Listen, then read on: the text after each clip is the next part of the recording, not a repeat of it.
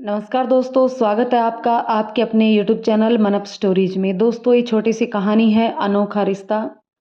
तो चलिए इस कहानी को शुरू करते हैं। शुरू करने से पहले दोस्तों मेरी आपसे रिक्वेस्ट है कि यदि ये कहानी आपको पसंद आती है तो प्लीज़ कहानी को लाइक शेयर करें और साथ ही साथ कमेंट जरूर करके बताएं कि आपको ये कहानी कैसी लग रही है। तो चलिए इसे शुरू करते हैं। जीजा जी, एक रिक्वेस्ट थी। विजय बाबू ने फ़ोन पर कहा। जी बोलिए। विशाल जी ने छोटे साले की आवाज़ पहचान ली थी। विजय कुछ देर सोचते रहे कि बात शुरू करे तो कहाँ से करे। दरअसल बात बहुत ही संवेदनशील थी। घर की इज्जत का सवाल था। पर विशाल जी भी कोई गैर तो नहीं थे। इन्हें आज नहीं तो कल सब कुछ पता चल ही जाना था। बाद में विशाल जी भी कहते कि पहले क्यों नहीं बताया। यही शिकायत बहन भी करती। साले साहब कुछ बोलिए भी। कुछ इंतजार के बाद विशाल जी ने कहा, जीजा जी दरअसल घर में बहुत प्रॉब्लम चल रही है। वहाँ माँ और भाभी में बिल्कुल नहीं बन रही। अजय भैया भी भाभी की तरफ से ही बोलते हैं और वो अक्सर माँ को डपट देते हैं। कल देर रात माँ का फ़ोन आया है कि वह बहुत ही ज़्यादा कष्ट में है, कोई ख्याल नहीं रखता। भैया तो वैसे भी घर में नहीं रहते हैं और भाभी और उनके बच्चे माँ को बिल्कुल भी ख्याल नहीं रखते हैं। घर घर की कहानी थी। साले से पहले यही सब कुछ विशाल जी अपनी पत्नी के सिरमुख से सुन चुके थे। इच्छा हुई कि फ़ोन काट दे, पर यह समस्या का कोई समाधान नहीं था। साले साहब दोबारा फ़ोन कर देते। मुझे विभा ने सब कुछ बता दिया। यह विभा विशाल जी की पत्नी है। आप तो ये बताइए कि मैं इस मामले में क्या कर सकता हूँ। अजय बाबू के स्वर में हिचकिचाहट के भाव आए। फिर उन्होंने खुद पर नियंत्रण पाकर धीरे से कहा, जीजा जी आप तो जानते ही हैं कि मैं घर से 2000 किलोमीटर दूर रहता हूँ और एयरफोर्स में हर दूसरे तीसरे साल बाद मेरा ट्रांसफ़र भी हो जाता है। मेरा अपना पर्सनल सेटअप तो है नहीं। जो छोटा मोटा गवर्नमेंट क्वार्टर मिलता है उसी में गुजारा करना पड़ता है। ऐसे में मैं तो कुछ कर नहीं पाता और माँ से भी गाँव नहीं छूटता। मुझे समझ नहीं आता कि मैं क्या करूँ। इच्छा होती है कि मैं माँ को अपने पास रखूँ, पर रख नहीं पाता। घर छोटा है जो मुझे और बच्चों को ही कम पड़ता है। माँ को बड़े घर में रहने की आदत है जो कि यहाँ संभव है नहीं। और फिर माँ को भी यहाँ परदेश में मन नहीं लगता। बाहरी लोगों से जान पहचान न होने के कारण जल्दी ही वापस गांव जाने की जिद करने लगती हैं। आप मुझसे क्या चाहते हैं? विशाल जी ने लरजते दिल से पूछा। उन्हें डर था कि कहीं साले साहब सासू माँ की जिम्मेदारी उन्हें ही ना सौंप दे। साले साहब एक बार फिर हिचकिचाए, फिर धीरे से बोले, जीजा जी जयपुर से फरीदाबाद ओवरनाइट की भी जर्नी नहीं है। आप चाहें तो दीदी के साथ फरीदाबाद जाएं और भाभी को समझाएं कि माँ को तकलीफ ना दे। वैसे भी माँ बहुत दिनों की मेहमान तो है नहीं। क्यों बूढ़ी विधवा माँ की बद्दुआएं लेती है। विशाल जी का मन वितृष्णा से भर उठा, पर मन के भाव लब पर नहीं आए। वे थोड़ी देर तक सोचते रहे, फिर कुछ निर्णय लेकर बोले, ठीक है 2 दिन बाद शुक्रवार है। मैं शुक्रवार रात को ट्रेन में बैठकर फरीदाबाद चला जाता हूँ। शनिवार और रविवार मेरा ऑफ है। रविवार की रात की गाड़ी से वापस जयपुर आ जाऊँगा और सोमवार को बैंक ज्वाइन कर लूँगा। साले साहब ने मीलों लंबी सांस ली, फिर थोड़ी देर तक इधर उधर की बातें की और फ़ोन काट दिया। विशाल जी ने घड़ी देखी, 9:15 बज रहे थे। बैंक समय पर पहुंचने के लिए ज़रूरी था तो वे फ़ौरन तैयार होते हैं। उन्होंने मोबाइल को साइड में रखकर बाथरूम में घुस जाते हैं।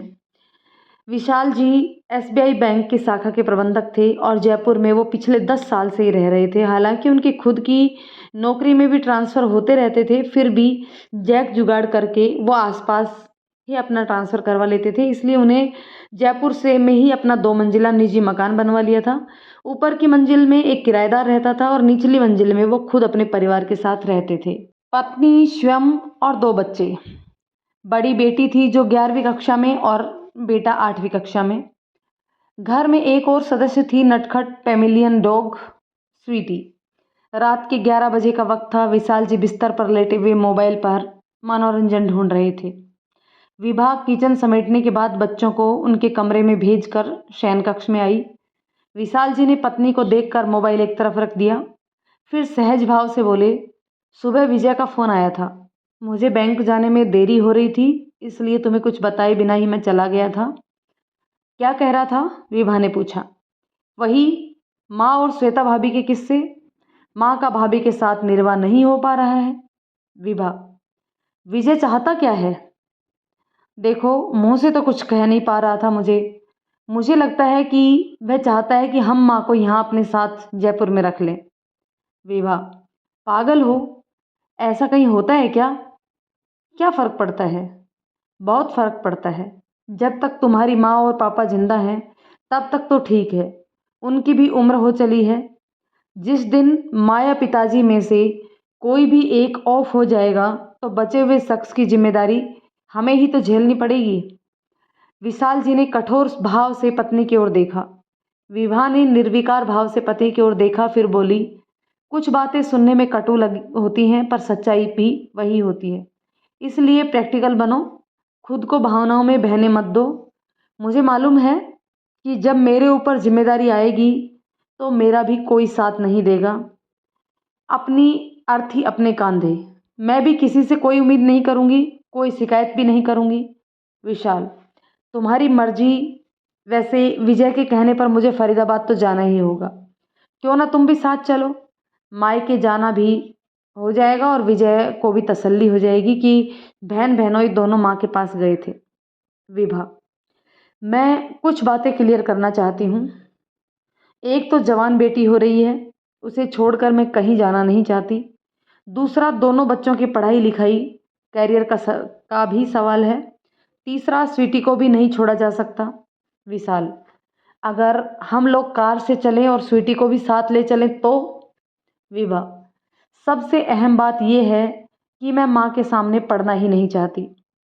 वो रो कर रुला कर ऐसा माहौल बनाएगी कि मुझसे कुछ उल्टा सीधा वादा करवा लेगी। मैं इस हालत में नहीं हूँ कि मैं कोई भी सच्चा झूठा वादा कर सकूं। मैं इस समय माँ की जिम्मेदारी उठा पाने में सक्षम नहीं हूँ।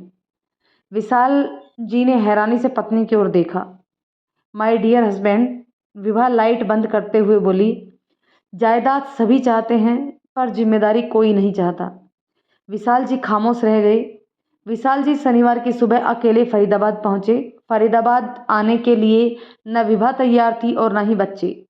स्टेशन से बाहर निकलकर उन्होंने ऑटो बुक किया और अपने माता पिता के घर पहुंचे, जो फरीदाबाद में ही रहते थे।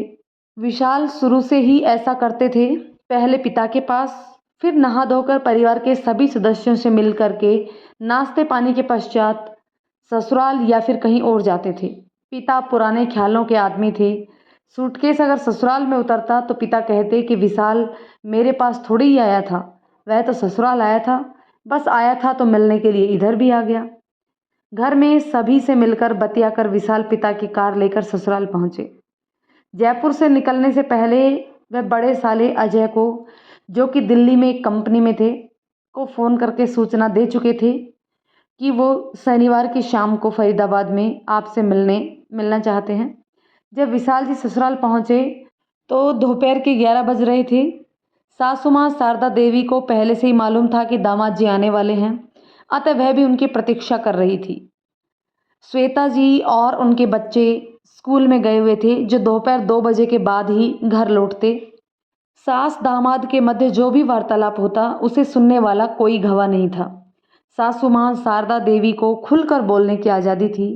वृद्धा शारदा देवी को श्रोता मिला न मिला अपनापन मिल गया था, जैसे भावनाओं का आवेश हृदय में फूट कर निकला हो।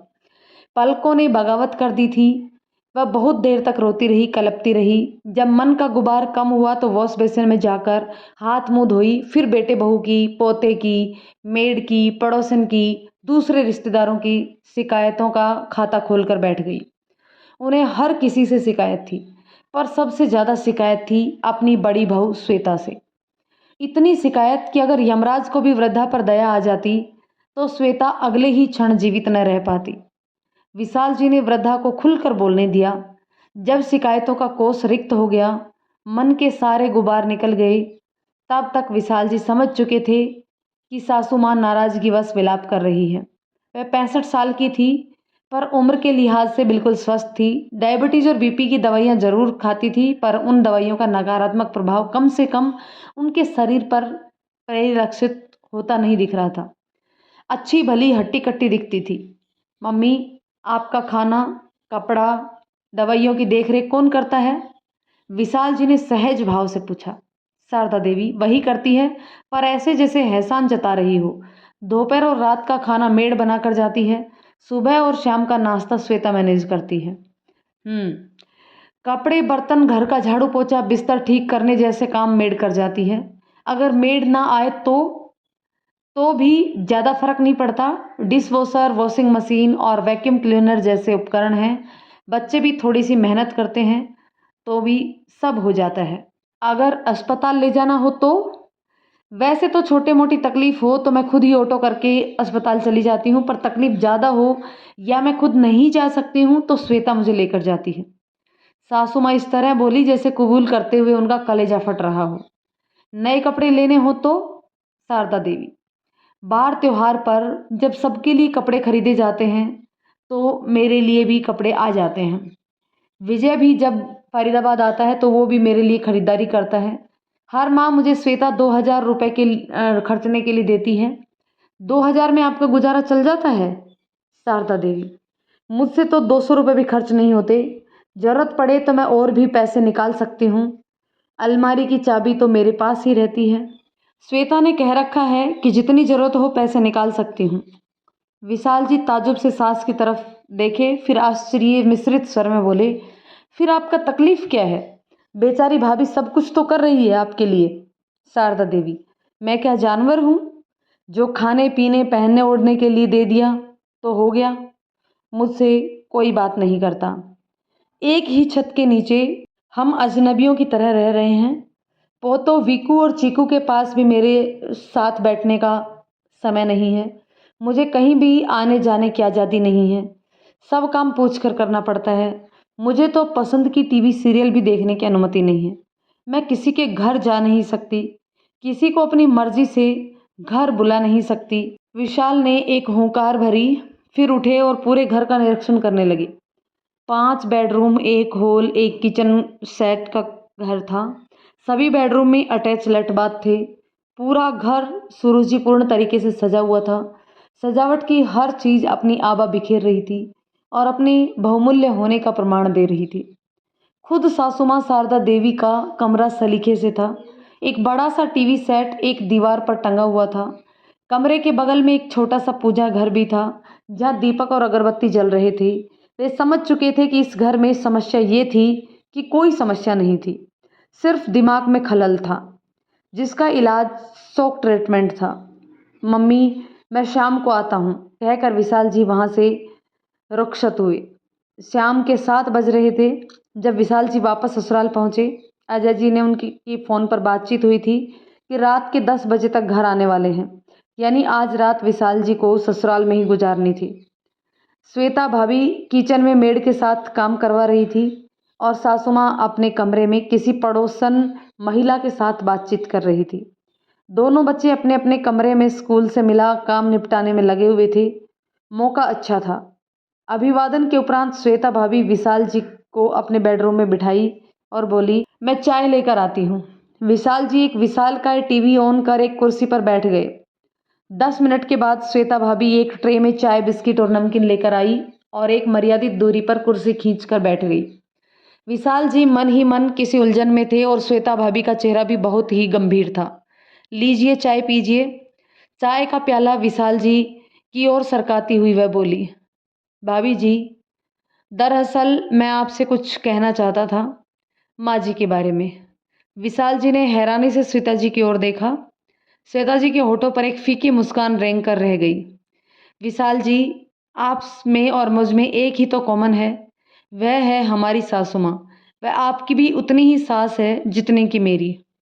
अजय जी भाई बहनों में सबसे बड़े थे, उसके बाद विभा और सबसे छोटा विजय बाबू।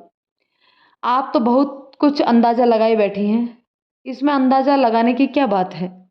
आप सूचना देकर आ रहे हैं। मेरे पतिदेव से आपका आग्रह है कि आज रात वे आपसे ज़रूर मिले। ऊपर से बार बार देवर जी का फ़ोन करना, घर में तल्खी का माहौल। क्या इतने हिंट्स के बाद भी कुछ और कहना ज़रूरी रह जाता है? विशाल जी, माँ जी के बारे में कुछ भी बोलने से पहले मैं एक बात स्पष्ट कहना चाहती हूँ कि मेरे खुद के माता पिता अब नहीं रहे। मुझे हमेशा माँ जी में मेरी माँ की छवि दिखती है। बेशक वे मुझसे नाराज़ रहती हैं, मेरी शिकायत करती हैं, पर मेरी समझ में वह बीमार हैं। मानसिक बीमार हमारी मजबूरी यह है कि इस मानसिक बीमारी का हम इलाज भी नहीं करवा सकते। अगर किसी मनोचिकित्सक के पास माँ जी को लेकर जाएं, तो सभी यही कहेंगे कि अच्छी भली सास को पागल बना रही है। देवर और देवरानी दूर बैठे टेलीफोन पर हालचाल पूछते हैं, मीठी मीठी बातें करते हैं और अपनी खुद की मजबूरियां सुनाते हैं, जताते हैं, जो माँ जी को बहुत ही अच्छा लगता है। माँ जी के ईगो को शांत करता है, भावनाओं को उकसाता है, रो धोकर मन को हल्का करता है।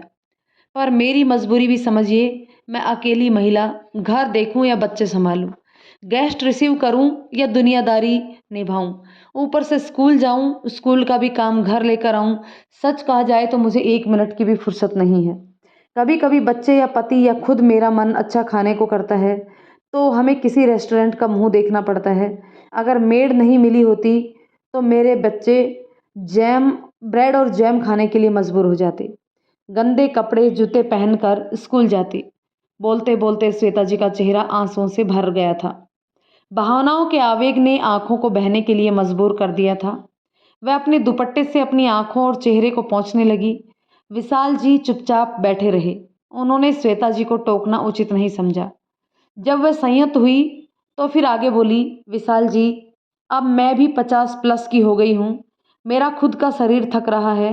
डायबिटीज़, ब्लड प्रेशर, थायराइड जैसी बीमारियों से ग्रसित हूँ, ऊपर से नौकरी की मजबूरी। मुझे हर रोज़ सुबह 4 बजे बिस्तर छोड़ना ही पड़ता है। अगर नहीं जागो तो ना मैं स्कूल जा पाऊँ और ना बच्चे जा पाएँ। सबका ब्रेकफास्ट तैयार करना, बच्चों को तैयार करना, खुद तैयार होकर भागते भागते स्कूल पहुँचती हूँ। दिन में रेस्ट का कोई रोल नहीं है, मौका ही नहीं है। ऐसी हालत में अगर मैं रात 10 बजे तक सोने ना जाऊं तो अगले दिन स्कूल की छुट्टी होना तय है। माँ जी रात 12 बजे तक फुल वॉल्यूम में टीवी चलाना चाहती हैं। देर रात तक जगराता वगैरह में जाना चाहती हैं। जब तक नींद ना आ जाए तब तक टीवी सीरियल देखना चाहती हैं, भजन सुनना चाहती हैं। चाहती हैं कि जब वह रात को 12-1 बजे सोने जाए तो कोई उनके हाथ पैर दबा दे, मालिश कर दे।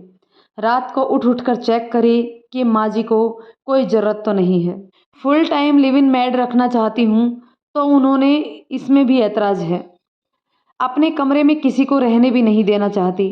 कई बार मेड से लड़ चुकी हैं और मुझे खुशामद कर करके मेड को वापस बुलाना पड़ता है, माफ़ी मांगनी पड़ती है, ज़्यादा पैसे का लालच देना पड़ता है। विशाल जी, आप नौकरी छोड़ क्यों नहीं देती? श्वेता जी ने विस्मित भाव से विशाल जी की ओर देखा, फिर बोली, कहना आसान है, यह बड़ा मकान, महंगी गाड़ी, लेविश लिविंग स्टैंडर्ड ऐसी नौकरी की बदौलत है। घर में सबको सब कुछ चाहिए, इसके बदले मैं क्या खोती हूँ, कोई नहीं समझता। आज की डेट में मैं नौकरी छोड़ दूँ तो ये तो खुद माँ भी नहीं चाहेंगी। विशाल जी, इतना सब कुछ झेलने के बाद भी आपको सम्मान अपमान जैसा कोई भाव सताता नहीं है? श्वेता जी के होठों पर मुस्कान रेंग गई। विशाल जी, आजकल मैंने सुनना कम और सुनाना बिल्कुल बंद कर दिया है। अब रही बात मान सम्मान और अपमान की, तो मैंने समझ लिया है कि बुजुर्गों का काम सुनाना और मेरा काम सुनना है। घर में पति की, मेड की, बच्चों की, बुजुर्गों की सुनो और स्कूल में स्टाफ की, स्कूल एडमिनिस्ट्रेशन की, प्रिंसिपल की, पेरेंट्स की और तो और स्टूडेंट्स की भी सुनो। घर से बाहर स्कूल बस वालों की, पड़ोसियों की, किस किस की बताएं, मुझे तो सिर्फ सुनना ही सुनना है। अगर हर बात पर मैं मान सम्मान और अपमान की सोचने लगूं तो 24 घंटे के अंदर अंदर मेरा दिमाग ब्लास्ट कर जाएगा। किसी भी हालत में महीना भर से ज़्यादा जिंदा नहीं रह पाऊंगी। विशाल जी, इस तरह तो आप बीमार हो जाएंगी। श्वेता, डायबिटीज़, ब्लड प्रेशर और थायराइड की गोलियां कोई लेमन जूस तो है नहीं। इसी तनावपूर्ण जीवन की देन है जो मुझे रोज़ खाना पड़ता है। भाभी जी, विशाल जी सहानुभूति पूर्ण स्वर में बोले, सच कहूँ तो मुझे आप पर दया आ रही है। श्वेता जी की आंखें एक बार फिर से बरस पड़ी। विशाल जी कुर्सी छोड़कर उठ खड़े हुए, बोले, देखता हूँ मैं आपके लिए क्या कर सकता हूँ, पर मेरा यकीन मानिए यहाँ से वापस जयपुर जाने से पहले मैं घर में शांति का माहौल कायम करके ही जाऊंगा, क्योंकि मुझे समस्या का जड़ दिखाई दे रही है और उसका हल भी समझ में आ रहा है। श्वेता, क्या है समस्या? विशाल जी, खाली दिमाग, शैतान का घर। आप लोगों ने मम्मी जी को जरूरत से ज़्यादा आराम करवा दिया है। इनका शरीर थकता ही नहीं। इन्हें करने के लिए कोई काम देना होगा, कोई जिम्मेदारी देनी होगी, किसी न किसी काम में व्यस्त रखना होगा। सास बहू की झगड़ों वाले सीरियल देख देख कर इन्हें भी नई नई खुराफात सूझने लगी हैं। विशाल जी को अपनी तरफ से बोलते देखा तो उनके मन में भी तसल्ली सी हुई। होठों पर मुस्कुराहट स्वतः आ गई। विशाल जी, एक बात मैं और कहना चाहती हूँ। विशाल जी, जी कहिए। एक व्यक्ति वह होता है जिसे हाथ से काम करना पड़ता है, और एक व्यक्ति वह होता है जिसे काम तो कोई करना है नहीं, फिर यह दिखाना और जताना होता है कि मुझे तुम्हारी कितनी फिक्र है। माँ जी चाहे तो मुझे रोज़ थप्पड़ मारती रहे, तो भी मैं हंसकर रोकर भी उनकी सेवा करती रहूँगी। समझूंगी कि उनकी बीमारी और बढ़ गई है।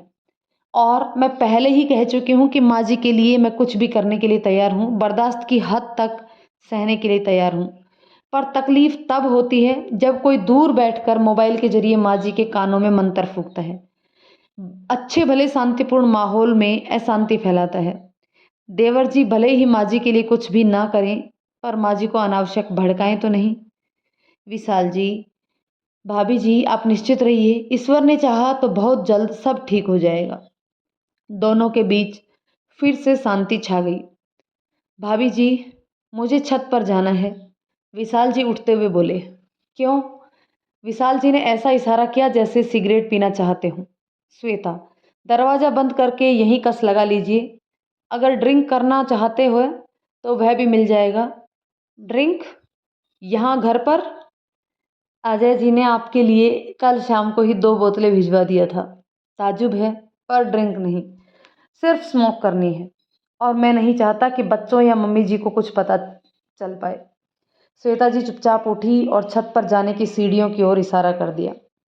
विशाल जी सीढ़ियाँ चढ़कर छत पर पहुँचे और दरवाजे की का पल्ला लोक कर जेब से मोबाइल और सिगरेट केस निकालने लगे। असल में उन्हें सिगरेट की उतनी तलब नहीं लग रही थी जितना विभा से प्राइवेसी में बात करना उचित लग रहा था। एक सिगरेट जलाकर वे छत पर चहलकदमी करते हुए मोबाइल से विभा को रिंग कर रहे थे। क्या हुआ? हेलो के बाद विभा का दूसरा आतुर स्वर था। समस्या और उसका समाधान समझ में आ गया है। विभा, क्या है समस्या और क्या है निदान? विशाल, समस्या खुद तुम्हारी माँ है और निदान है उन्हें जयपुर लाना। क्या बक रहे हो? विभा ने तीखे स्वर में कहा। विशाल जी, यहाँ आराम करते करते तुम्हारी माँ का दिमाग हिल गया है। वहाँ तुम्हारे पास जब शरीर भी हिलाना पड़ेगा तब दिमाग ठिकाने आ जाएगा। विभा, तुम समझ रहे हो ना कि तुम क्या कह रहे हो? विशाल, हाँ, और यह बात तुम्हें भी समझ लेना चाहिए कि मम्मी सिर्फ अजय की ही नहीं, तुम्हारी और विजय की भी माँ है। जितनी जिम्मेदारी अजय एंड उसकी फैमिली की है उतनी ही तुम लोगों की भी। कल को हम भी बूढ़े लाचार होंगे तो क्या हमें अपने बच्चों से हेल्प की ज़रूरत नहीं पड़ेगी? अब हम अपने बच्चों के सामने क्या नज़ीर रहे हैं? क्या बूढ़े माँ बाप सिर्फ बेटे की ही जिम्मेदारी है, बेटियों की नहीं? तुम चाहते क्या हो? विभा रुआसे स्वर में बोली। विशाल, सोमवार की सुबह माँ जी भी मेरे साथ जयपुर आएंगी, उसके लिए कमरा ठीक कर देना। थोड़े दिन तक हमारे पास में रहेंगी तो उनका क्रोधित मन जो श्वेता भाभी से चिढ़ा हुआ है वो भी नॉर्मल हो जाएगा।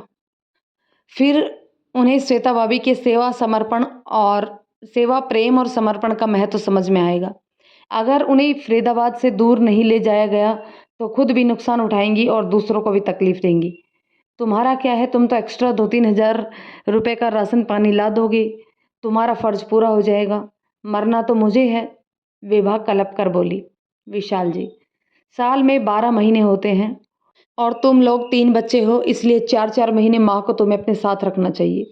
क्योंकि मैं तुम्हारा पति हूँ इसलिए मुझे भी तुम्हारा साथ देना चाहिए। और हाँ, बात रही राशन पानी की, तो मैडम आटा लगाने से ज़्यादा मेहनत आटा कमाने में लगता है।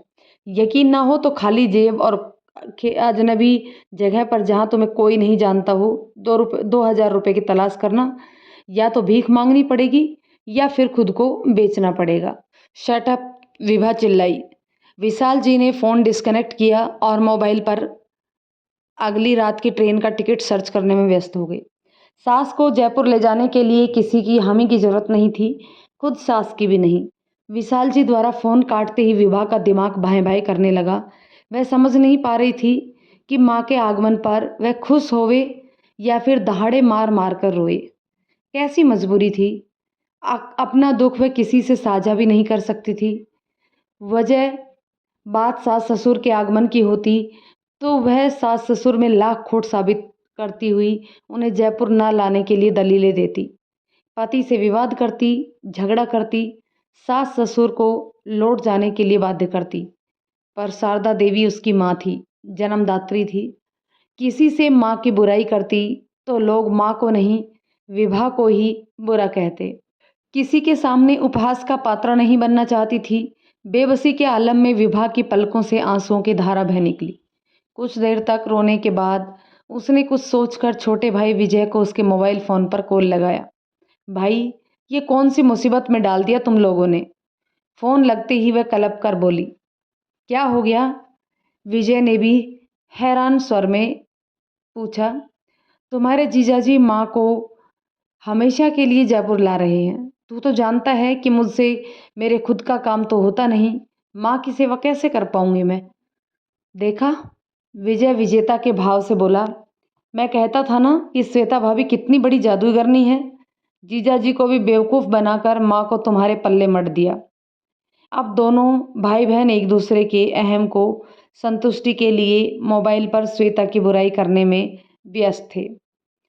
किसी को ख्याल न आया कि वे श्वेता में जो कमियां गिनवा रहे थे वे कमियां उनमें भी थी और प्रचुर मात्रा में थी। अब क्या करोगी? विजय ने पूछा। मैं क्या करूंगी? पतिदेव के आदेश का पालन करने के अलावा और क्या कर सकती हूँ? जितना बन सके मम्मी की सेवा करूंगी। वे कह रहे थे कि 4-4 महीने तीनों भाई बहन अपने साथ रखो। तू कब लेने आएगा? दीदी, मेरा ट्रांसफ़र होने वाला है, देखते हैं कहाँ नई पोस्टिंग मिलती है। फैमिली रखने लायक जगह होगी तो शिफ्टिंग के बाद मैं माँ को ले जाऊंगा। विजय ने टालने वाले अंदाज में कहा। प्रत्यक्षतः माँ को अपने साथ रखने के विषय में चर्चा होते ही वह विषय परिवर्तन कर लेता था। विभा ने तिरस्कार भाव से मुंह बनाया, फिर फ़ोन काटकर ख्यालों में डूब गई। 45 साल की उम्र में जब खुद का शरीर थक रहा हो और इच्छा होती हो कि अब कोई और उसकी सेवा करे, ऐसे में नई जिम्मेदारी निभाना इतना सरल भी तो नहीं था। विशाल ने सिगरेट का अंतिम कस लगाकर बचे हुए टुकड़े को छत की मुंडेर पर रगड़कर बुझाया, फिर सिगरेट की लाश को छत से दूर सड़क की ओर उछाल दिया। वे जानते थे कि विभा चाहे जितना भी विरोध करे, ना इत्तेफाकी दिखाए, पर जब उसकी माँ उसके सामने खड़ी होगी तो मर्जी हो ना हो, पर माँ के साथ एक पल भी बेअदबी नहीं करेगी। मजबूरी में गले पड़े ढोल को वैसे भी बजाएगी या बजाने का अभिनय करेगी जैसे सब कुछ उसकी इच्छा के अनुरूप ही हो रहा हो। विशाल जी छत से नीचे जाने के लिए छत के दरवाजे के पल्ले खोलने ही वाले थे कि किसी ने होले से दरवाज़ा नॉक किया। दरवाज़ा खुला, सामने बड़े साले साहब अजय भाई साहब खड़े थे। अभिवादनोपरांत दोनों छत पर वापस लौटे। विशाल जी ने सिगरेट केस और लाइटर पेश किया। तदोपरांत दोनों ने एक एक सिगरेट और सुलगा ली। अजय, विशाल जी, 2 मिनट के लिए मेरी श्वेता से बात हुई है। उसने मुझे बताया कि आप मुझसे क्यों मिलना चाहते हैं और आपके यहाँ आने का मकसद क्या है। विशाल जी, फिर तो भाभी जी ने ये भी बता दिया होगा कि मैंने उनसे क्या वादा किया है। अजय, हाँ, पर आप करना क्या चाहते हैं? विशाल जी, कुछ विशेष नहीं, सिर्फ थोड़े दिन अपने साथ रखूँगा। माहौल में परिवर्तन होगा, थोड़ा शॉक ट्रीटमेंट मिलेगा, भ्रम टूटेगा तो मम्मी जी का दिमाग ठिकाने लगेगा। मैं कुछ समझा नहीं, अजय ने समझने की कोशिश करते हुए कहा। आपकी माँ को भ्रम हो गया है कि कोई उन्हें प्यार नहीं करता, किसी को उसकी फिक्र नहीं है। श्वेता भाभी ने उन पर बहुत सारी पाबंदियाँ लगा रखी हैं। उन्हें इन्हीं भ्रम से मुक्ति दिलानी है। अजय, जो भी कीजिए सोच समझ कर कीजिएगा, कहीं आपकी तरकीब उल्टी ना पड़ जाए। माँ हम लोगों से तो नाराज़ है ही, आप लोगों से भी नाराज़ ना हो जाए। विशाल जी, देखते हैं, थोड़े दिनों की बात है, अगर मेरा उपाय कारगर नहीं निकला तो फिर कुछ और सोचेंगी। अजय जी और विशाल जी ने सिगरेट ख़त्म किया। फिर कुछ और बातचीत करते रहे। फिर सीढ़ियाँ उतरकर घर के अंदर पहुँचे। अजय जी अपने कमरे में रह गए और विशाल जी सास के कमरे में गई। तब तक पड़ोस की महिला जो सास से वार्तालाप कर रही थी वो भी जा चुकी थी। पलंग पर बैठी हुई शारदा देवी ने दामाद के प्रणाम का प्रत्युत्तर में आशीर्वाद दिया और एक खाली कुर्सी खींचकर पास बैठने का इशारा किया। विशाल जी, मम्मी जी, आप अपना सामान पैक कर लीजिए, कल शाम को गाड़ी से आप मेरे साथ जयपुर जा रही है। शारदा देवी पहले हैरान होती हुई और फिर खुश हुई, फिर शंकित होते हुए पूछ बैठी, ये लोग मुझे जयपुर जाने देंगे? विशाल जी, क्यों नहीं, मेरी भैया भाभी से बात हो गई है। शारदा देवी, पर मैं एक दिन में जाने की तैयारी कैसे कर पाऊंगी? वृद्धा की दूसरी शंका प्रकट हुई, क्या तैयारी करनी है? शारदा देवी, कपड़े, चप्पल, दवाइयाँ जैसी कई ज़रूरत की चीज़ें गिनवाने लगी। विशाल जी, मम्मी आप सिर्फ अपना आधार कार्ड और डॉक्टर की प्रिस्क्रिप्शन ले चलिएगा, बाकी हर चीज़ जयपुर में ही मिलती है और आपकी दवाई भी। कहकर विशाल जी उठे और अजय जी के कमरे में गए, जहाँ रात के 11:15 बजे अजय जी और शाम के जाम के साथ उनका इंतजार कर रहे थे। जयपुर जाने के नाम पर शारदा देवी का मन मयूर जांच रहे थे। खुशी से दिल बल्लियां उछल रहा था। वह बहुत खुश थी। विशाल जी के जाते ही उन्होंने एक कागज़ का टुकड़ा उठाया और फिर एक पेंसिल से उन चीज़ों को फहरिस्त बनाने लगी वह अपने साथ जयपुर ले जाना चाहती थी। अगली शाम विशाल जी अपने पिता के घर से सीधे रेलवे स्टेशन पहुंचे, जहां अजय जी और श्वेता के साथ शारदा देवी स्टेशन पर आई थी। प्लेटफॉर्म पर मुलाकात हुई। शारदा देवी बहुत सौहार्दपूर्ण वातावरण में माहौल में फरीदाबाद से जयपुर के लिए जा रही थी। उसके पास 2 बड़े-बड़े सूटकेस के अलावा एक खाने का बैग और कंधे से लटका वैनिटी बैग था। घर से निकलने से पहले श्वेता ने उन्हें 10,000 रुपये नकद और अपना एटीएम कार्ड पिन नंबर कंठस्थ करवा दिए थे। सास बहू दोनों एक दूसरे को ठीक से रहने की, घर का और अपना स्वास्थ्य का ध्यान रखने की नसीहत दे रही थी। आज रविवार का दिन था। दोनों पोते विक्कू और चिक्कू घर पर ही थे। आज शारदा देवी पोतों के पास बैठकर एंड्रॉयड फ़ोन की बहुत सारी फंक्शन सीख रही थी। वीडियो कॉल करने, मैसेज करने, फ़ोटो क्लिक करना, व्हाट्सएप और फेसबुक जैसे ऐप इंस्टॉलेशन करवाए और चलाने की विधियाँ सीख रही थी। विशाल जी जो अजय जी के साथ ज़रा दूर खड़े होकर आपस में बातचीत कर रहे थे, सास बहू को घुट-घुट कर बातें करते देखकर कह उठे, जिस तरह अभी दोनों बातें कर रही हैं, इन्हें देखकर कौन कह सकता है कि इनके बीच कोई मनमुटाव भी होगा। दोनों भली हैं दिल से, दोनों ही अच्छी हैं, पर क्या करें, सास बहू का रिश्ता ही ऐसा होता है कि बिना विवाद द्वेष के साथ रहा ही नहीं जाता, बल्कि सांप नेवले की तरह का रिश्ता है सास बहू का। हर पल एक दूसरे पर टूट पड़ने के लिए तैयार, सदा हमलावर रहती हैं। दरअसल एक को सत्ता कब्जाना होता है और दूसरे को सत्ता खोने का डर होता है कि कहीं सत्ता चली ना जाए। सच है, हर स्त्री अपने बेटे के सिर पर बड़े उल्लास और उमंग से सेहरा बांधती है, पर फेरों के बाद जब बेटा वधू को विदा करवा कर जब वापस लौटता है, तब कल तक उल्लासपूर्ण माहौल में भी जी रही माँ को लगता है कि बेटे पर से उसका सर्वाधिकार छीन लिया गया हो, बेटा अब पराया हो गया हो, बेटे पर प्रभुत्व जताने वाली आ गई हो। गाड़ी प्लेटफॉर्म पर आ गई थी। तब श्वेता ने झुककर शारदा देवी की चरण स्पर्श किए। शारदा देवी के मुंह से भी सदा सुहागन रहो का आशीर्वाद निकला। फिर माँ को सहारा देकर अजय जी ने सेकंड एसी के डब्बे में चढ़ाया। दोनों भारी सूटकेस चढ़ाने के बाद श्वेता जी ने अपने कंधे पर लटके एक बैग में से 2 किलो मिठाई का डब्बा निकाला और सास को देते हुए बोली, विवाह और बच्चों के लिए मिठाई लेती जाइएगा।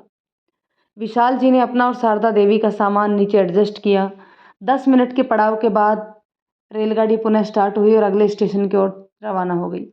तब विशाल जी ने मुस्कुराते हुए कहा, मम्मी जी, आप तो भाभी जी को ऐसे आशीर्वाद दे रही थी जैसे आप लोगों के बीच कुछ हुआ ही नहीं हो।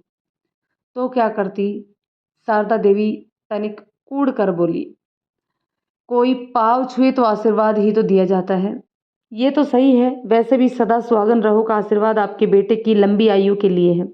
जो आपने दिया बहू को है, पर जो फलीभूत आपके बेटे पर होगा। वृद्धा असमंजस भाव से विशाल जी की ओर देखी।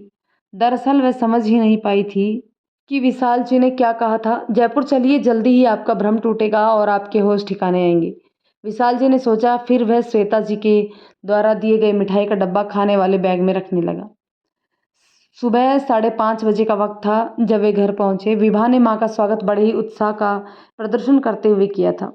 विशाल जी को उनके अभिनय करा पर जरा सा भी संदेह नहीं था। विभा के होठ मुस्कुरा रहे थे, पर आंखें उसके अभिनय का साथ नहीं दे रही थी। विशाल जी विभा से दूर रहने की कोशिश कर रहे थे ताकि उसके चुभते हुए सवालों से बच सके। मैं सोने जा रहा हूँ, कहकर वो अपने कमरे के बेडरूम में चले गए। पूरा परिवार ग्राउंड फ्लोर पर रहता था, इसलिए सीढ़ियाँ चढ़ने उतरने जैसी कोई भी समस्या नहीं थी।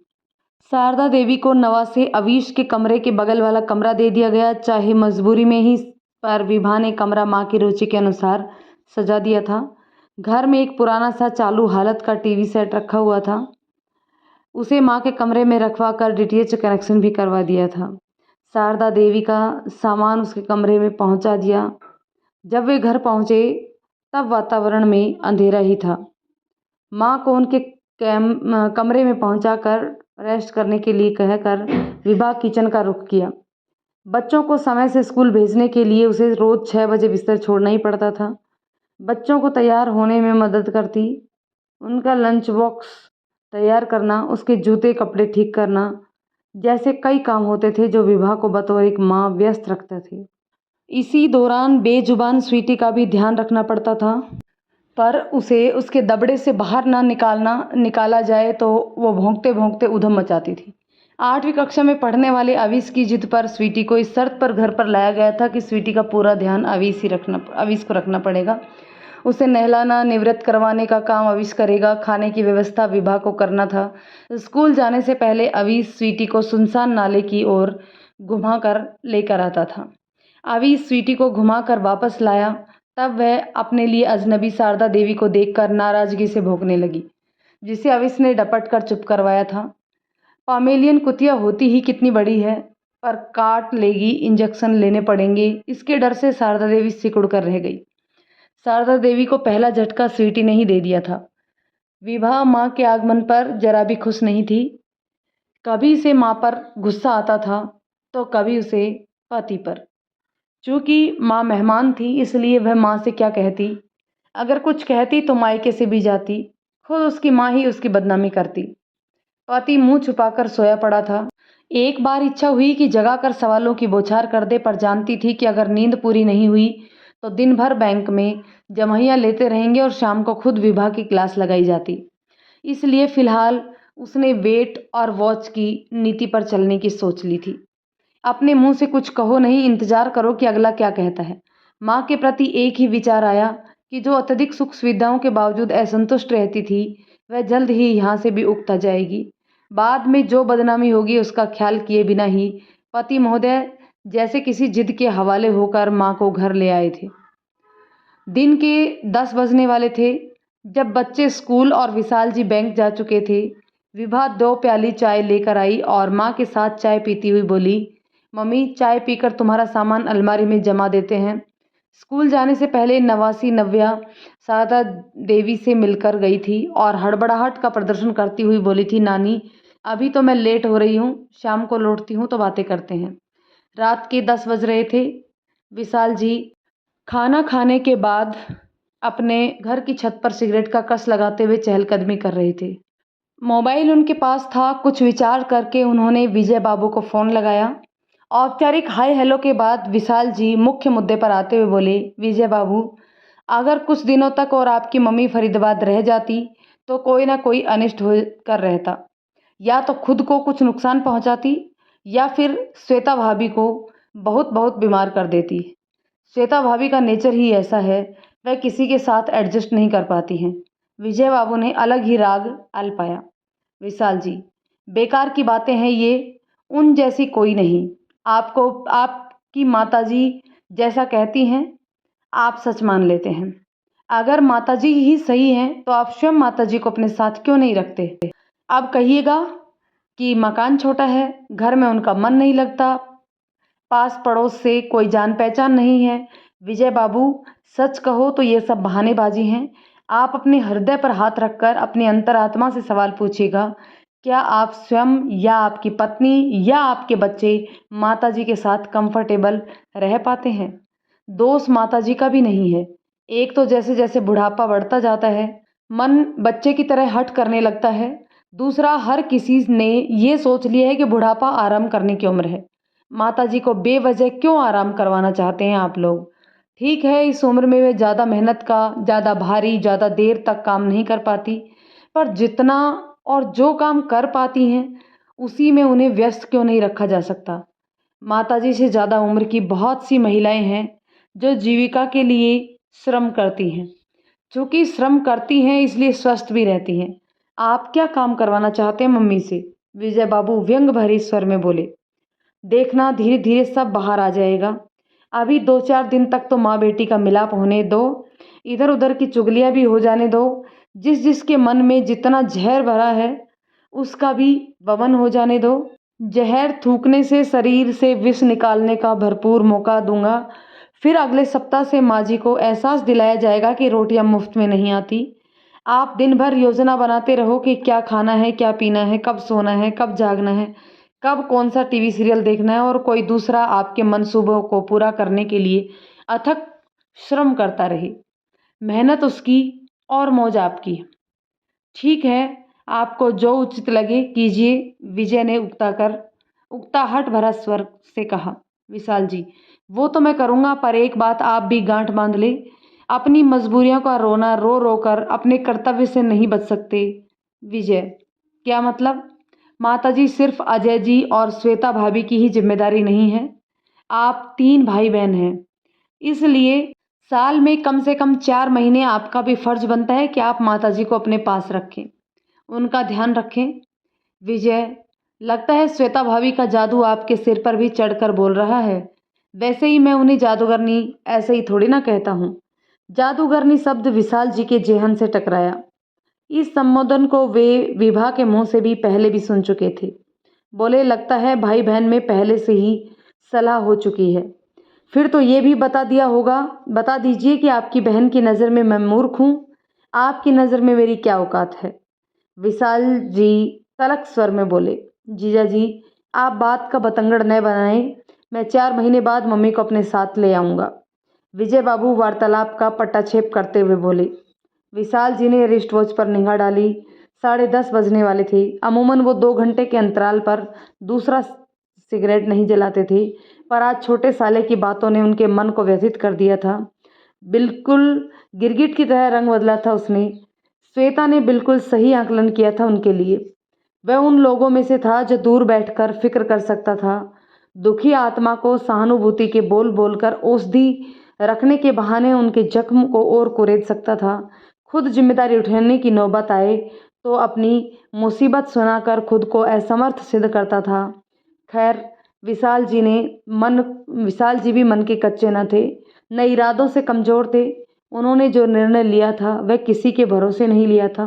वे विभा को भली भांति परख चुके थे। इलाज से सिर्फ शारदा देवी का ही नहीं, विभा का भी करना जरूरी था। और ये अच्छा था कि इलाज के लिए बेटी को माँ का साथ मिला था। अगर सास का मिला होता तो विभा के तेवर कुछ और ही होते। पर आगे क्या? विभा की आंखों में बहुत से सवाल थे। उन सवालों का जवाब भी उन्होंने सोच लिया था। सुबह से वे उससे नजरें चुरा रहे थे, पर अब नजरें चुरा पाना संभव नहीं था, इसलिए सवालों का मुकाबला करने के लिए वह तैयार थे। आखिर सवालों से कब तक बचते? सिगरेट बुझाकर वे नीचे घर में पहुंचे। विभा किचन समेट रही थी। सोने से पहले उन्हें ब्रश करने की आदत थी। ब्रश से निपटकर वो बेडरूम में गए और बिस्तर के हवाले हो गए। शयन कक्ष पत्नियों का शिकारगाह। पति के कान में मंत्र यहीं फूके जाते हैं। शिकायतों का, फरमाइशों का पिटारा भी यहीं खोला जाता है। दिन भर का थका मांदा पति जब विश्राम करना चाहता है, तब उसके विश्राम में खलल भी यहीं डाला जाता है। मेमना यहाँ से बचकर कहाँ जाता? शेरनी शिकार करने आने ही वाली थी। विभा बेडरूम में आई, दरवाजा बंद किया, बत्ती बुझाकर वस्त्र बदले, हाथ पैर में रोज की तरह क्रीम लगाई और नाइट बल्ब जलाकर आशीष के बगल में लेट गई। विशाल जी भले ही आंखें बंद करके लेटे हुए थे, पर उनका मस्तिष्क चैतन्य था। वे इंतजार कर रहे थे कि विभा कब अपना दुखड़ा रोना शुरू करे, कब शिकायतों का पिटारा खोले। आखिर विभा का सब्र का बांध टूटा। कर ली ना अपने मन की, विभा रुआंसे स्वर में बोली। विशाल जी खामोश रही। मुझे मालूम है अभी आप सोए नहीं हो। विभा विशाल जी को ऐसे झिंझोड़ दिया था। विशाल जी उठकर बैठ बिस्तर पर बैठ गए। हाथ बढ़ाकर उन्होंने बेड स्विच का बटन दबाया। जब कमरे में रोशनी हो गई तो संतुलित स्वर में बोले, तुम चाहती हो कि तुम्हारी माँ मर जाए? नहीं। ये चाहती हो कि तुम्हारी भाभी मर जाए या उन्हें कुछ हो जाए? कैसी बातें कर रहे हो? अगर तुम चाहती हो कि तुम्हारी माँ और भाभी दोनों सलामत रहे तो कुछ दिनों तक कष्ट उठाओ। और कष्ट भी क्यों उठाओ? तुम खुद घर किचन में परेशान रहती हो, माँ से हेल्प लो। ठीक है, उनके घुटनों में दर्द रहता है, वो दौड़ने भागने वाला काम मत करवाओ। देर तक खड़े रहने वाला काम भी मत करने दो। आराम से बैठकर करने वाला काम तो करवाओ। चावल बीनने, अनाज फटकने, सब्जी काटने, साग तोड़ने, मटर छीलने जैसे काम जो टाइम टेकन होते हैं वो तो करवाओ। अचार, बड़ियाँ, चिप्स जैसे चीज़ें बनाने को बोलो।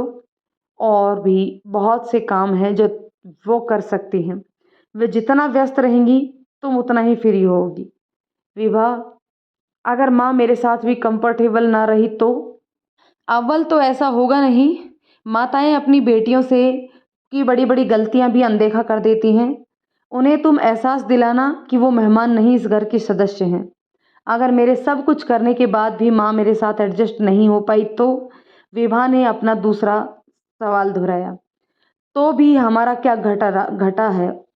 15 दिन तक मेहमान समझकर बर्दाश्त करना, उसके बाद मेहमान अपने घर और मेजबान अपने घर। हम हाथ जोड़कर भैया भाभी से माफ़ी मांग लेंगे। विशाल जी ने बहस करने की जगह आत्मसमर्पण करना ही उचित समझा। विभा की नज़र सामने दीवार पर टंगी हुई कैलेंडर पर पड़ी। अगले 15 दिन के बाद आने वाले दिनांक की गणना करने लगी। शुरू के 4 दिन थोड़ा बहुत समय निकालकर नव्या भी नानी के पास आ जाया करती थी, बैठती थी, बातें करती थी। अवीस भी नानी के पास आता, परंतु आजकल के बच्चे भी कम व्यस्त नहीं होते थे। School, homework, project, extra classes, tuition, अगर इनसे समय बच जाए तो Android mobile, online game, social media, बच्चों के पास भी वक्त कम पड़ जाता है। अवीस को हर दिन स्वीटी को सुबह शाम पोटी के लिए भी ले जाना पड़ता था। दिन अच्छे से गुजरने लगे थे। अब विभा उसकी माँ के साथ सामंजस्य बैठाने में सफल हो गई थी। विशाल जी ने शारदा देवी को इस तरह व्यस्त किया था कि फालतू बातें शारदा देवी के जेहन में आती ही नहीं थी। हालांकि शुरू शुरू में वह स्वीटी से घबराती थी, पर जब उन्हें बताया गया कि स्वीटी को हर बार एक निर्धारित समय पर वेट आकर जरूरी इंजेक्शन दे जाता है, तब से उन्हें थोड़ा सा तसल्ली हुई थी। स्वीटी का पूरे घर में कहीं भी विचरण करना, कहीं भी बैठ जाना, कहीं कभी सोफे पर कभी बिस्तर पर चढ़ जाना, जगह जगह स्वीटी के बाल बिखरे हुए होते थे, जो शारदा देवी को कचोटता तो था, पर धीरे धीरे स्वीटी उनके साथ हिल मिल गई थी। एक दिन शारदा देवी ने प्रवचन देने वाले अंदाज में सबके सामने बोला भी था, इंसान के जीवन में 3 पशुओं का बहुत महत्व रहा है, गो, अश्व और श्वान का। गो का इसलिए क्योंकि गो से पोषण मिलता था, अश्व सवारी और यातायात का साधन था, श्वान यानी कुत्ते से सुरक्षा के लिए प्रतिबद्ध था। अब तुम लोग जो कुतिया पाली है वह घर की सुरक्षा क्या करेगी? घर वाले ही उसकी सुरक्षा करते हैं। जरा सा अकेली घर से बाहर निकली तो डर लगता है कि कोई चुरा ना ले। 2 कुत्ते सड़क पर दिख जाएं तो डर कर वह इस तरह भाग आती है जैसे पैरों में आकर के पैरों में छुप जाती है।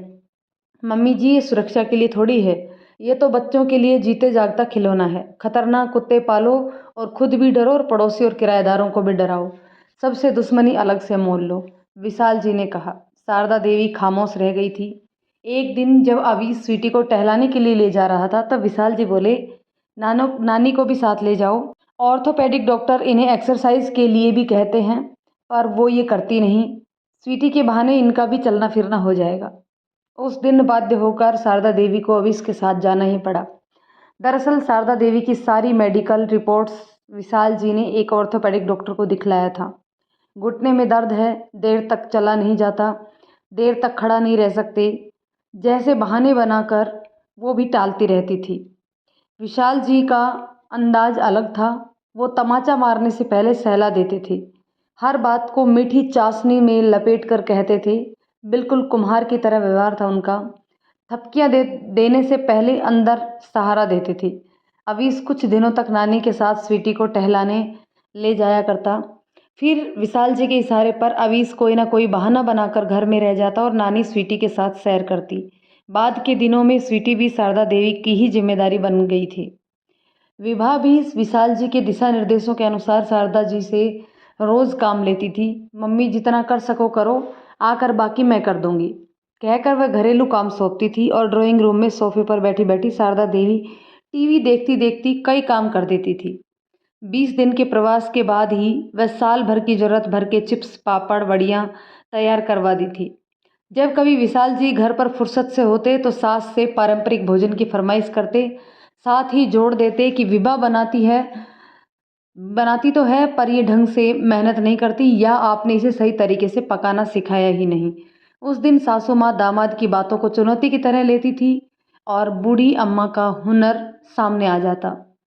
फिर तो अवीस और नव्या भी कह पड़ते, नानी आपकी तरह मम्मी कभी नहीं बना पाती। और विभा बच्चों को झिड़क कर कहती, हाँ मुझे कुछ नहीं आता, तुम लोगों को जो पसंद हो नानी से ही बनवा लेना। ये सब बातें शारदा देवी के लिए उत्साहवर्धन का काम करती थी और अगली बार वह और भी अधिक मनोयोग से किचन में काम करती थी। माँ से सहयोग मिला तो विभा की शिकायतें भी दूर हो गई। अब उसे भी थोड़ा बहुत फुर्सत मिलने लगा था। अब वह कोई दूसरा काम या दोपहर में आराम कर सकती थी। एक मेहरी सुबह शाम आती थी जो दोनों समय झाड़ू पोछा और बर्तन कर जाती थी। कपड़े ऑटोमेटिक मशीन में धुल जाते थे। गमलों में पानी मेहरी ही डाल जाती थी। यदा कदा जब विभा कहीं बाहर गई हो तो शारदा देवी सामान्य खाना भी बनाकर रखती थी। विभा को और क्या चाहिए था। कैलेंडर ताकना तो उसने कभी का ही बंद कर दिया था।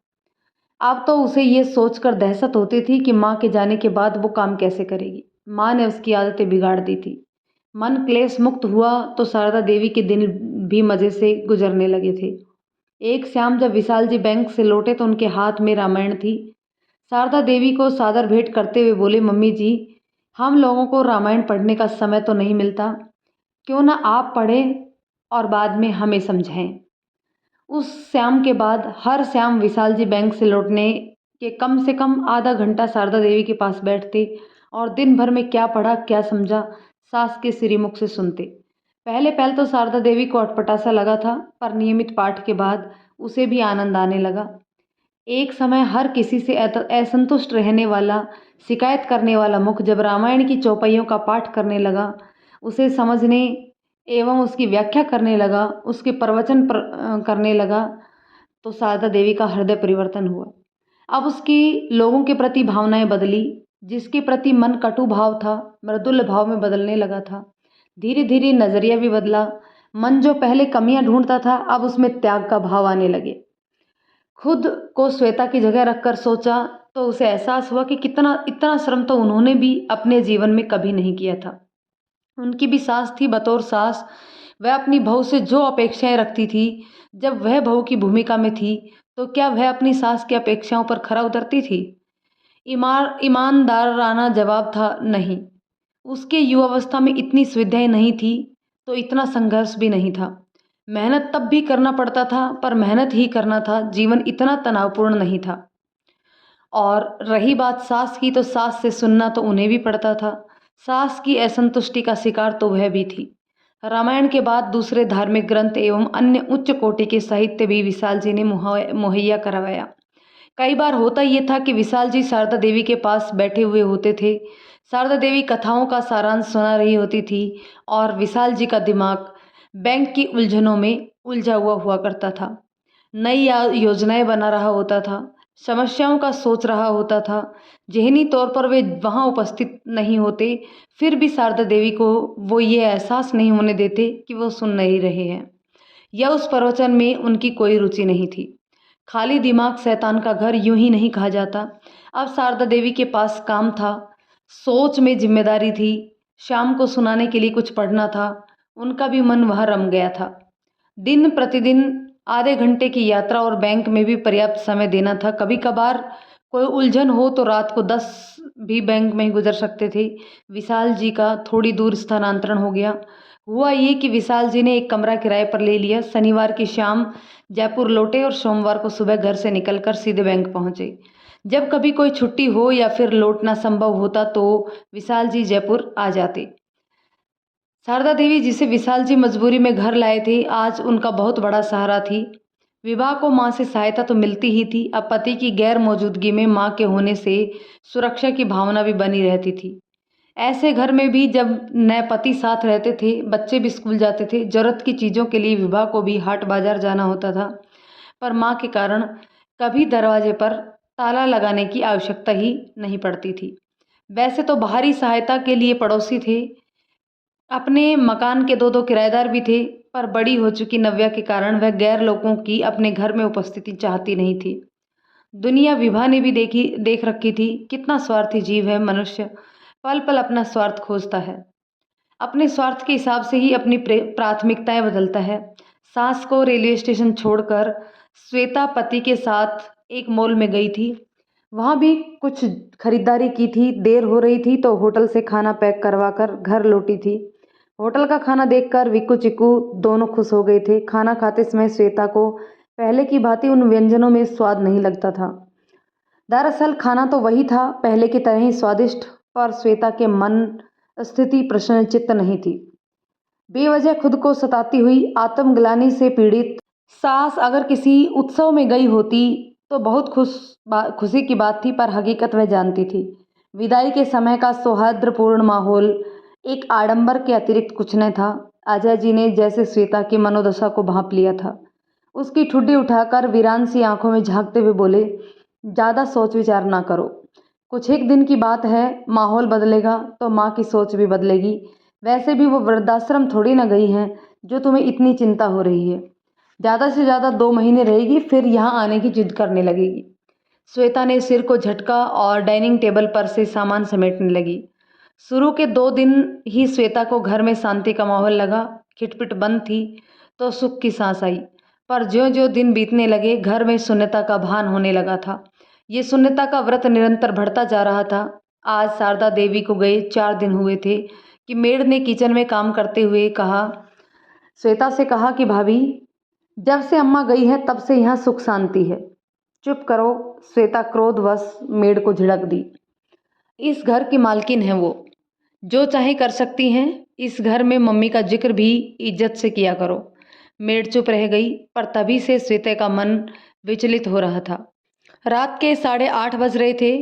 विक्कू चिक्कू के साथ श्वेता डाइनिंग टेबल पर बैठी हुई थी। आज श्वेता का मन बहुत ज़्यादा ही विचलित हो रहा था। वह आवाज़ को संयत करती हुई बोली, क्यों, दादी का फ़ोन आया था? नहीं, दोनों समवेत स्वर में बोले। श्वेता, दादी की याद आती है? आती तो है, बड़े बेटे विक्कू ने कहा। विभा, फिर दादी के पास पहले बैठते क्यों नहीं था? उनसे बातचीत क्यों नहीं करता था? विक्कू, दादी से क्या बात करता? श्वेता, कुछ भी। फिर हमारे स्कूल और ट्यूशन का काम कौन करता? दादी घर में ही तो रहती थी। कभी कोई काम बोलती थी तो हम दोनों में से कोई ना कोई कर ही देता था। विक्कू ने कहा था, मम्मी, जब हम लोग खुद ही दादी को दिन भर देखते रहते थे तो मुंह से हालचाल पूछना जरूरी कहाँ था? चीकू ने दलील दी। श्वेता निरुत्तर रह गई। लेकिन अब तो दादी दूर रह रही है, अब क्यों नहीं बात करते? श्वेता बोली, मैं क्या बात करूँगा, आप ही कर लीजिए, विक्कू जिद भरे स्वर में बोला। सोने से पहले मैं बात कर लूँगा और आपकी भी बात करवा दूंगा। श्वेता को क्रोधित होते देख चीकू ने बात को संभाल लिया। दादी से बात मेरे सामने करना, पर ये मत बताना कि मैं तेरे पास खड़ी हूँ। श्वेता समझाने वाले अंदाज में बोली। क्यों बेटा, तू नहीं समझेगा, ऐसी बातें समझने की तेरी उम्र नहीं है। मैं जानता हूँ, विक्की बोला। दादी आपसे नाराज रहती थी इसलिए ना? श्वेता खामोश रह गई। रात के 10 बज रहे थे। शारदा देवी अपने कमरे में लेटी हुई टीवी पर कोई सीरियल देख रही थी। आवाज़ बिल्कुल ना के बराबर थी। वजह वही था जो फरीदाबाद में भी रहता था। जब सभी सोने जा रहे हों तो कोई शोर मचाता हुआ हाई वॉल्यूम में टीवी कैसे देख सकता था। बेटी के घर भी वही पाबंदियाँ थी, पर यहाँ उन्हें शिकायत नहीं थी। पराए घर में लोग अनुशासित हो ही जाते हैं। भजन कीर्तन जगराता के लायक अभी उनकी वहाँ जान पहचान नहीं हुई थी। तभी श्वेता के नाम उसके मोबाइल पर एक सुरीली रिंगटोन के साथ चमका। शारदा देवी का एक बार मन नहीं किया कि फ़ोन बजते रहने दे, पर फिर कुछ सोच कर उन्होंने फ़ोन उठा लिया। चीकू वीकू दोनों से बात हुई, कई तरह की बातें हुई, पर श्वेता का जिक्र ना शारदा देवी ने उठाया और ना हिदायत के अनुसार वीकू चीकू ने। उस दिन के बाद से हर दूसरे तीसरे दिन दोनों बच्चे श्वेता की मौजूदगी में दादी से बात किया कर लेते थे। मोबाइल श्वेता का ही होता था, क्योंकि शिक्षिका होने के नाते श्वेता को मालूम था कि पर्सनल मोबाइल स्कूल जाते बच्चों को कब दिलवाना चाहिए। श्वेता शारदा देवी से तो नहीं, पर विशाल जी से अक्सर खुद बातचीत किया करती थी। सास के स्वास्थ्य एवं व्यवहार के बारे में चर्चा होती थी। श्वेता इंतजार कर रही थी कि कब शारदा देवी का मन जयपुर से उचटने लगे, पर ऐसा हुआ नहीं। धीरे धीरे 8 महीने गुजर गए। अब विवाह के सब्र का पैमाना छलकने लगा था, क्योंकि लोग अक्सर शारदा देवी के बारे में पूछने लगे थे। कोई वक्त था जब बेटी दामाद के घर कोई माँ आजीवन नहीं जाती थी। बेटी के घर का पानी तक नहीं पिया जाता था, और शारदा देवी तो 8 महीने से वहाँ रह रही थी। शनिवार की रात थी। अजय जी फरीदाबाद आए हुए थे। सुनो जी, श्वेता बगल में लेटे हुए अजय जी से बोली, एक बात कहूँ? कहो। अजय जी जो पलंग पर लेटे हुए मोबाइल देख रहे थे, मोबाइल से नज़र हटाए बिना बोले, मम्मी के बिना घर बहुत सूना सूना लगता है। आप तो सप्ताह में एक बार घर आते हैं, बच्चे भी अपनी अपनी दुनिया में व्यस्त हैं। कभी कभी लगता है कि हम लोगों को पैसा कमाने की फिक्र में अपनी ज़िंदगी खो दिए हैं। न आपको फुर्सत है, न मुझे, न बच्चों को। जी सभी रहे हैं, पर अलग अलग। क्या इसी के लिए परिवार होता है? अब तो बच्चे खाना भी साथ बैठकर नहीं खाना चाहते। दोनों बच्चे अपने अपने कमरों में लैपटॉप ऑन कर लेते हैं, कभी कोई मूवी देखते हुए, कभी कुछ काम करते हुए निवाले तोड़ते हैं। तुम आखिर चाहती क्या हो? श्वेता जी ने पति के चेहरे पर निगाहें डाली और संकोचपूर्ण स्वर में धीरे से बोली, मम्मी को जयपुर गए हुए 8 महीने से ज़्यादा हो गए हैं। बेटी दामाद के घर इतने दिनों तक रहना उचित नहीं है। आप मम्मी को वापस क्यों नहीं ले आते? अभी नहीं, थोड़े दिन विशाल जी के साथ और रहने दो। विशाल जी दावा करके गए हैं कि शॉक ट्रीटमेंट के द्वारा वे माँ की सनक का इलाज कर देंगे। काहे का शॉक ट्रीटमेंट? मेरी परसों ही विशाल जी से बात हुई थी। मम्मी को वहाँ मज़े हैं, बल्कि उनका ट्रांसफ़र होने के बाद तो हालात ये हैं कि अगर हम मम्मी को यहाँ ले आए तो विभा परेशान हो जाएगी। पर क्या तुम चाहती हो कि माँ और विभा जो सुख से रह रही हैं वो दोनों परेशान हो जाए? नहीं, पर माँ के बिना हमें भी तो दिक्कत हो रही है। क्या दिक्कत हो रही है तुम्हें? मम्मी घर पर रहती थी तो घर का एक सदस्य हमेशा घर में होता था। मेड चाहकर भी अपनी मनमानी नहीं कर पाती थी। तो तुम चाहती हो कि मम्मी घर की चौकीदारी करे? आपसे तो बात करना ही फिजूल है। श्वेता कूड़ कर बोली। देवी जी, अजय जी ने हाथ बढ़ाकर बेड स्विच से लाइट ऑफ करते हुए बोले, मैं माँ से बात करूँगा। पर माँ की इच्छा के विरुद्ध कुछ नहीं होगा। माँ तभी आएगी जब उनकी मर्जी होगी। ठीक है, लगाइए फ़ोन। श्वेता फिर से लाइट ऑन करती हुई बोली, 11 बजने वाले हैं। क्या पता माँ सो गई हो, कल सुबह बात करते हैं। नहीं, अभी लगाइए, माँ इतनी जल्दी नहीं सोती, श्वेता ने कहा और पति के हाथ से मोबाइल लेकर शारदा देवी का नंबर पंच कर दिए। अब दौर पहले वाला न था, जो शारदा देवी रात के 2 बजे तक जागती थी। दिन भर में थकान इतनी हो जाती थी कि अब तो 10 बजे ही उनकी पलकें मूंदने लगती थी। श्वेता की जिद ने उन्हें सोते से जगाया था। माँ की उनिंदी आवाज़ सुनकर अजय जी ने फ़ोन काटना चाहा, पर माँ ने फ़ोन काटने नहीं दिया। माँ, कैसी हो? आग्नेय दृष्टि से श्वेता की ओर देखते हुए अजय जी ने विनीत स्वर में माँ से बोला, अच्छी हूँ। लगता है मेरी माँ का मन लग गया है वहाँ। शारदा देवी एकदम से उस सवाल का जवाब न दे सकी। थोड़ी देर के बाद जैसे कुछ विचार कर बोली, बेटा, पिछले 8 महीने में मैंने खुद के बारे में, तुम लोगों के बारे में, विभा और विशाल जी के बारे में बहुत विचार किया है, जिससे निष्कर्ष पर मैं कह सकती हूँ कि मेरे बच्चों में विशाल जी सबसे समझदार और श्वेता सबसे अधिक सहनशील है। मैं चाहूँगी कि मेरे नाती पोतों को भी विशाल जैसी वधू मिले। फिर भी कभी मुझे या श्वेता से फ़ोन पर बात क्यों नहीं की? करती तो हूँ। हर दूसरे तीसरे दिन विक्कू चिक्कू दोनों मुझसे श्वेता के नंबर से बात करते हैं। क्या वे अपनी मर्जी से करते हैं? क्या मैं अपने पोतों को जानती नहीं? मैं शर्त लगाकर कह सकती हूँ कि हर बार माँ के कहने पर ये मुझे फ़ोन लगाते हैं और हर बार श्वेता वहीं पर खड़ी होती है। इस समय भी जब तुम मुझसे बात कर रहे हो, श्वेता के कहने पर कर रहे हो और श्वेता तुम्हारे पास बैठी हुई है। अजय जी अवाक रह गए। कितना सटीक आकलन किया था उसकी माँ ने। तभी तो कहते हैं कि जो जो शरीर थकता जाता है, अनुभव का दायरा त्यों तो बढ़ता जाता है। माँ, सच कहूँ तो इस समय भी मैं श्वेता के कहने पर ही फ़ोन कर रहा हूँ और ज़रूर तुम्हारा फ़ोन स्पीकर मोड पर है और बगल में बैठी श्वेता मेरी आवाज़ सुन रही है। प्रणाम मम्मी। हकबकाई श्वेता के कंठ से निकला। उस समय उसकी हालत ऐसी थी जैसे उसकी चोरी पकड़ी गई हो। आशीर्वाद है तुम्हें, पर एक बात बता, तुम दूसरों से फ़ोन करवाती हो, खुद क्यों नहीं करती? मम्मी, मुझे लगता था कि आप मुझसे नाराज़ हैं, इसलिए मैं आपका हालचाल जानने के लिए बच्चों से फ़ोन ज़रूर करवाती थी, पर खुद बात करने का हौसला नहीं कर पाती थी। मेरी नाराज़गी से तुम्हें फ़र्क पड़ता है? हाँ मम्मी जी, हाँ, बहुत बहुत फ़र्क पड़ता है। तो अब किसी और के माध्यम से नहीं, खुद फ़ोन लगाया करो। अब मैं आपसे रोज़ बात करूँगी, पर फ़ोन पर नहीं। फिर कैसे? आप यहाँ वापस आ जाइए। मैं कैसे आ सकती हूँ? मेरा मतलब है कि मैं अकेली कैसे आ सकती हूँ? मुझे जयपुर भी विशाल जी लेकर आए थे। अजय को भेजो। मम्मी, मैं खुद आपको लेने आऊँगी। कहते कहते श्वेता का कंठ अवरुद्ध हो गया था और फिर उसी रात सोने से पहले तय हो गया कि अगर शनिवार की शाम वो इसी ट्रेन से जयपुर जाएंगे जिस ट्रेन से शारदा देवी विशाल जी के साथ गई थी। नौकरी पेशा लोगों की भी मजबूरी है, वे जब भी कहीं बाहर जाने की योजना बनाते हैं तो उनमें शनिवार और रविवार का दखल जरूर रहता है। शनिवार को ड्यूटी करके ट्रेन में बैठ जाओ और सोमवार को अल सुबह वापस लौटकर ड्यूटी ज्वाइन कर लो। श्वेता ने सोमवार की छुट्टी लेने का फैसला कर लिया था। अगले दिनों में शारदा देवी का कमरा अगले 5 दिनों में शारदा देवी का कमरा फिर से तरबतीब से सजाया गया। रविवार की सुबह 6:30 बजे अजय जी श्वेता के साथ विशाल जी के घर पहुंचे। अजय जी ने विशाल जी से आग्रह किया था कि उनके आगमन के बारे में किसी को नहीं बताएं। माँ और विभा को तो बिल्कुल भी नहीं। सरप्राइज जो देना था।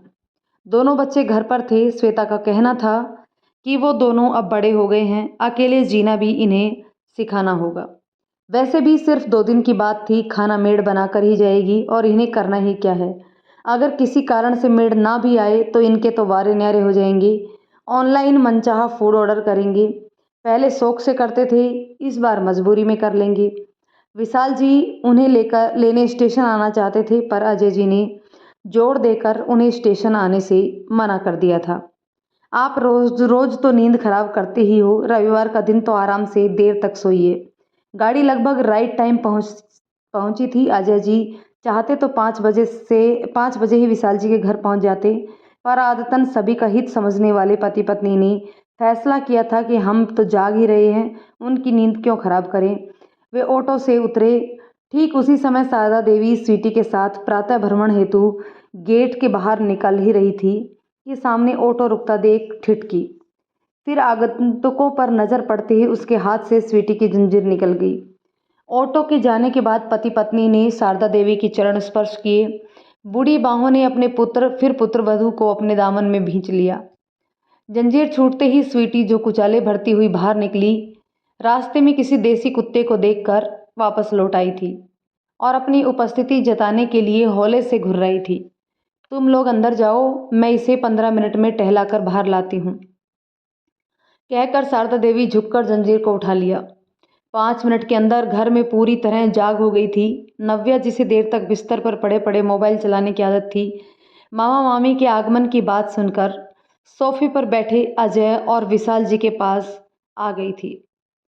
अवीस पहले से ही वहाँ मौजूद था। मैं मम्मी को लेने आई हूँ। किचन में चाय बना रही विभा से श्वेता ने कहा।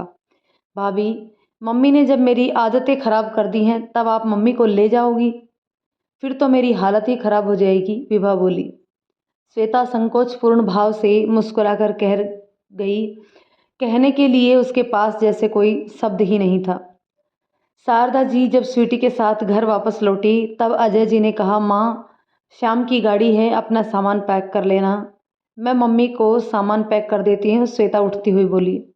मम्मी अपना सामान खुद पैक कर लेगी, विशाल जी दखल अंदाजी करते हुए बोले। मम्मी आप अपना काम कीजिए।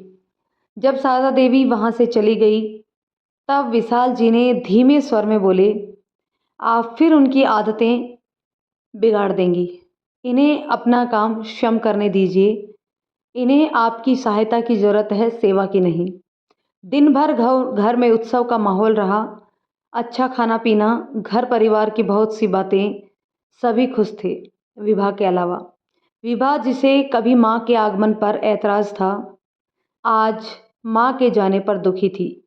कारण सिर्फ ये था कि अब उसे माँ का आलंबन प्राप्त था। कल से अकेली वह क्या करेगी, कैसे करेगी, वह यही सोच सोचकर दुखी हो रही थी। यात्रा की योजनाएं अजय एवं श्वेता के जेहन में सुरक्षित थी। शारदा देवी ने बिना किसी सहायता के खुद अपना सामान अपने दोनों सूटकेस में भर लिया था। रात के भोजनोपरांत जब स्टेशन जाने का वक्त आया तो विशाल जी शारदा देवी के दोनों हाथों में सूटकेस देखकर बोले, मम्मी जी आपने तो पूरा सामान ही भर लिया। 10-12 दिन के लिए जा रही हैं, 4 जोड़े कपड़ों में भी काम हो जाता। शारदा देवी संकोचपूर्ण भाव से मुस्कुराई, फिर स्वर को स्थिर रखने का प्रयास करती हुई बोली, बेटा जी आपको हृदय से आशीर्वाद। आपके कारण मेरा जीवन ही बदल गया, मेरी सोच बदल गई। मुझे समझ में आ गया कि इंसान को अपनी उपयोगिता बनाए रखनी चाहिए। स्वामी भी सेवक को तभी तक पास रखता है जब तक सेवक उसके लिए उपयोगी है, अन्यथा सेवानिवृत्त कर दिया जाता है। उसी समय अगर आप घर का हिस्सा हैं तो काम भी आपकी जिम्मेदारी, आपकी हिस्सेदारी दिखानी चाहिए। तभी घर परिवार में मान सम्मान मिलता है। अपमान से बचने के लिए लोगों के लिए उपयोगी बनना पड़ता है। अगर आप अनुपयोगी हैं तो घर, समाज या किसी भी जगह आपकी ज़रूरत नहीं है। और अनुपयोगी सामान भले ही वह कितना भी कीमती क्यों ना हो, वह तिरस्कृत होकर कचरे के डब्बे में मुकाम पाता है। मम्मी जी आप तो जाते जाते भी प्रवचन करती जा रही हैं। बेटा एक बात और सीखा मैंने, दर्द उसे होता है जिसे काम करना पड़ता है। मुफ्त में मशवरा तो कोई भी दे सकता है। विजय जैसे लोग सिर्फ उकसाते हैं, मदद करने का समय आए तो मोबाइल का सिम बदल देते हैं। इन 8 महीनों में मेरी विजय से कभी बात नहीं हुई। मैं फ़ोन लगाती हूँ तो फ़ोन स्विच ऑफ बताता है। अपनी तरफ से वो फ़ोन करता ही नहीं। बात विजय की नहीं आपकी हो रही थी। आप तो इस तरह जा रही हैं जैसे फिर कभी आना ही ना हो। आऊँगी क्यों नहीं आऊँगी, ये मेरे बच्चों का घर है, पर मेरा भी तो घर है, मेरे बच्चे हैं, मेरा पति की यादें हैं। आपकी जब इच्छा हो आप खबर कर दीजिएगा, मैं आपको लेने आ जाऊँगा। और हाँ वे विभा से बोले, मम्मी को रामायण और वे किताबें भी दे दो जिनका ये पाठ करती थी। विभा धीरे से पूजा घर की ओर चली गई जहाँ धार्मिक पुस्तकें करीने से रखी हुई थी। दोस्तों ये कहानी अब हम यहीं पे ख़त्म करते हैं। तो दोस्तों बताइएगा ये पूरी कहानी आपको कैसी लगी। यदि कहानी पसंद आई हो तो लाइक शेयर करें, चैनल पर नए हैं तो चैनल को सब्सक्राइब कर लें। धन्यवाद दोस्तों।